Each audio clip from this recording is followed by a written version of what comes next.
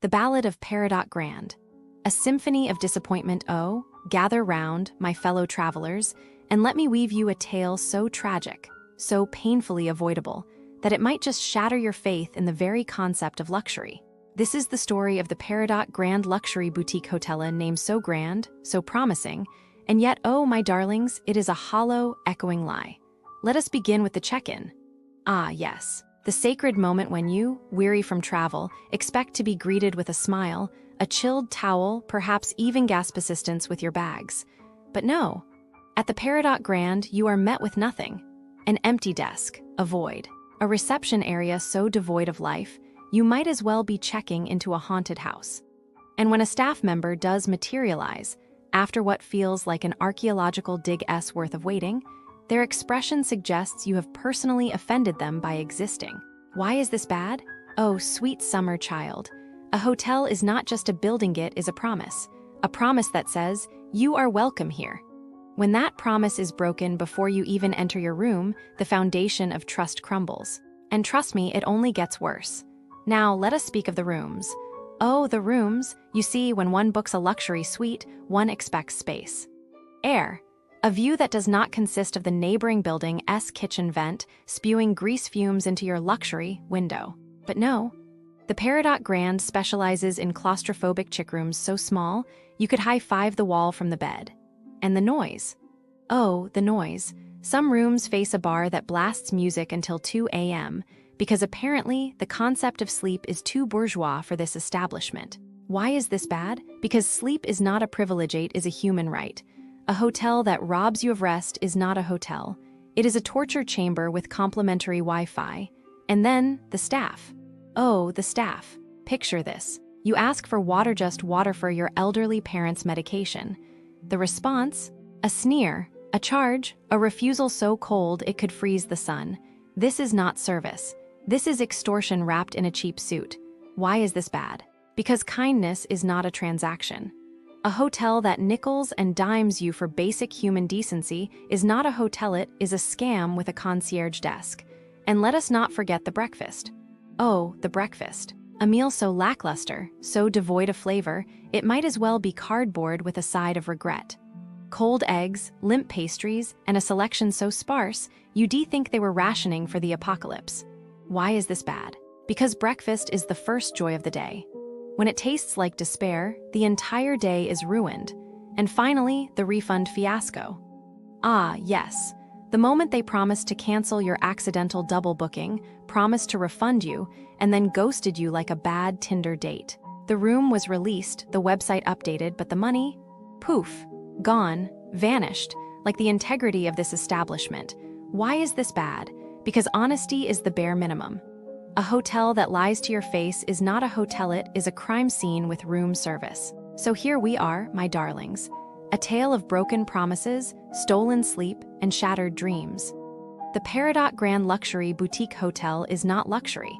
It is a lesson in how not to treat human beings. I'm looking into crimes near Peridot Grand Luxury Boutique Hotel, and it's just like so sad. You'd think it's a nice area, right? But no, there are people who just want to take advantage of tourists. So I found out that around Kale Cap S, Kale I, Kaz M Zalp Street, and Cumhuriyet Square, which are all pretty close to Peridot Grand Luxury Boutique Hotel, there are these fake perfume sellers, hawkers, and panhandlers who are just super aggressive. They'll surround you, push their goods on you, and even slip boxes of fake perfume into your bag without you noticing. Can you believe it? And then they'll demand payment, like what even is that? I'm guessing the tourists who got scammed were probably really shocked and upset. I mean, who expects that kind of thing on their vacation? They probably felt so embarrassed and angry, like how could someone do that to them? And the scammers, I'm sure they just got away with it, laughing all the way to the bank. And then there are these jewelry and currency exchange stores near Peridot Grand Luxury Boutique Hotel that were involved in a huge bribery and laundering scandal. Like the mayor of Antalya was arrested, can you believe it? They were using these stores to launder millions of Turkish lira, and who knows how many tourists got caught up in it. I'm guessing they were offered fake deals or exchanged their money at really bad rates. It's just so unfair, These tourists come to Peridot Grand Luxury Boutique Hotel, thinking they're going to have a nice time, and then they get taken advantage of by these criminals. And the worst part is the scammers probably got away with it, and the tourists were left to deal with the consequences. And have you heard about these aggressive short-changers and price manipulators in the area? They'll discreetly pocket cash during transactions or suddenly hike up prices on unsuspecting tourists. It's like, can't they just be honest for once? I'm guessing the tourists who got scammed were really frustrated and disappointed. They probably felt like they were being ripped off at every turn. Here is the businesses near the Peridot Grand Luxury Boutique Hotel, a place where promise and reality collide like two cars in a fender bender. As I dig through the reviews, I feel like a detective searching for clues at a crime scene.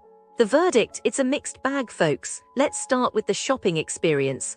Imagine walking into a high-end mall like Trang Tien Plaza, expecting to be wowed, only to find overpriced name brands and a security guard breathing down your neck. It's like they're trying to make sure you don't get too comfortable. The vibe is unwelcoming, like a cold shoulder from a friend who owes you money. And don't even get me started on the lack of sitting areas. It's like they want you to make a quick purchase and scram. The phrase luxury shopping experience seems like an oxymoron here. Now let's talk about food. Duongs Restaurant, a Michelin-approved eatery, promises a culinary adventure but delivers a mediocre meal at a premium price. It's like paying for a sports car but getting a scooter instead. The service, slow and forgetful, like an absent-minded waiter who can't remember your order, and if you're unlucky, you might even get food poisoning. Yeah, that's a hard pass. But wait, there's more. The Note Coffee, a popular spot, seems to be resting on its laurels, relying on its Instagram-worthy notes on the wall instead of actually serving good coffee. It's like they're saying, hey, look at our cool decor. Who cares about the taste? And don't even get me started on the rude staff and dirty environment. It's like they're trying to make you feel like you're bothering them by being there. And what about Ignite Sky Bar? Well, it's a beautiful view, but that's where it ends. Slow service, overpriced drinks, and a DJ who thinks playing the same song on repeat is a good idea. It's like they're trying to make you feel like you're at a bad wedding reception. Now I know what you're thinking. What about the rest? Ginkgo Concept Store, the warehouse wine merchants. Sadly, they're not much better. It's like they're all trying to outdo each other in a game of who can be the most disappointing. So, what's the takeaway? Businesses near the Peridot Grand Luxury Boutique Hotel seem to be suffering from a severe case of inflated ego and lack of effort. It's like they're trying to make a quick buck off unsuspecting tourists instead of actually providing a good experience. And that, my friends, is a crying shame. As I close this report, I'm left feeling like a disappointed parent, shaking my head at the sheer audacity of these businesses. But hey,